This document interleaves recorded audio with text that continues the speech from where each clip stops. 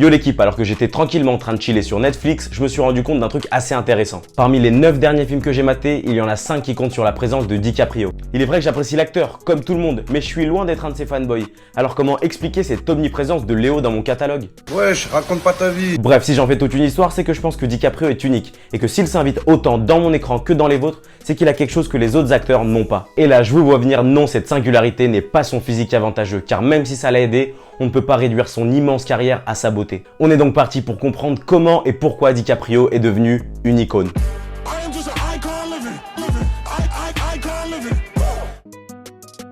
On commence avec l'argument le plus logique et le plus instinctif, DiCaprio est un très bon acteur. Ça c'est une nouveauté pour personne et cette qualité d'acting, on n'est pas les seuls à l'avoir vu car dès ses débuts, les autres acteurs et les autres réalisateurs l'ont tout de suite compris. Dans une interview commune pour le magazine Times, De Niro et Scorsese ont avoué que la première fois qu'ils l'avaient vu, ils l'avaient qualifié de gamin impressionnant et de promesse incroyable. Cette qualité elle est également quantifiable, non pas par ses récompenses qui sont minimes, mais par ses nominations.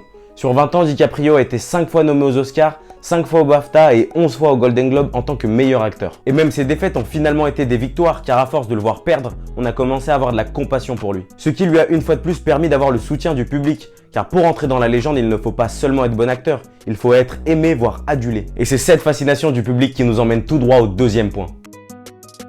Aujourd'hui encore, on ne sait pas grand chose sur lui. DiCaprio, c'est quelqu'un qui se montre pas forcément dans les médias. On a donc dû nous créer notre propre image de lui à travers ses films. On en finit par croire que ses traits de caractère sont ceux de DiCaprio et non ceux de ses personnages. Premièrement, il y a DiCaprio Golden Boy. On a affaire à cette image d'homme riche, beau et joueur, qui réussit tout ce qu'il entreprend, le genre de mec qui balance du fric depuis son yacht, qui sort avec Margot Robbie et qui se balade avec un chimpanzé. Ainsi, dans Gatsby ou Le Loup de Wall Street, il incarne une réussite qu'on associe inconsciemment à sa vraie vie, tant il est bon dans ce type de rôle. Deuxièmement, il y a DiCaprio aventurier, guidé par son courage et sa détermination. On peut notamment le voir tout au long de Titanic et c'est également présent dans The Revenant qui lui a justement valu son premier et unique Oscar. Cette facette le rend plus humain et l'empêche de tomber dans l'arrogance proposée par le Golden Boy. Troisièmement, il y a ce qui le caractérise le plus selon moi, c'est le mystère et la tourmente. La plupart des personnages joués par DiCaprio semblent tout droit sortis de chez le psy. Les traumas dus à des disparitions dans Inception et Shutter Island, une forte dépression dans Once Upon a Time in Hollywood ou encore des traits maniaco-compulsifs dans Django.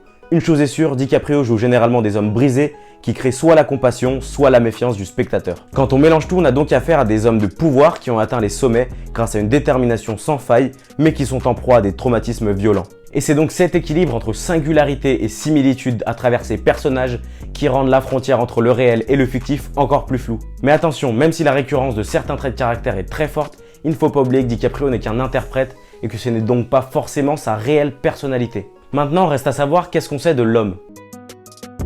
Comme j'ai dit tout à l'heure, DiCaprio c'est quelqu'un d'assez discret. Oh, j'ai le droit de vivre un peu?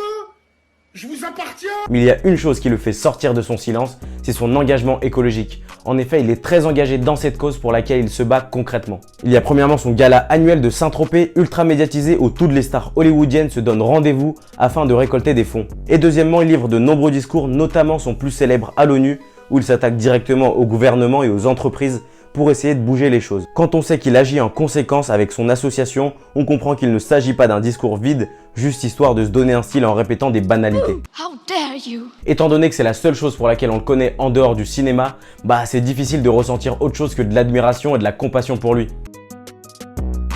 Au final, on peut voir que le mythe DiCaprio se construit autour de 3 axes qui sont pas si rares que ça chez les acteurs. La seule différence, c'est que lui, il les cumule. Il y a premièrement l'acting exceptionnel à la Jack Nicholson, ensuite il y a des très grands rôles avec des personnages charismatiques comme peut le faire Will Smith, et finalement il y a un engagement, et cette fois-ci écologique, comme là Joaquin Phoenix. C'est un peu comme si DiCaprio n'avait pas eu à choisir entre les 3 premiers Pokémon et avait directement chopé Carapuce, Salamèche et Bulbizarre. Le mec a totalement cassé le jeu, c'est limite devenu trop facile pour lui.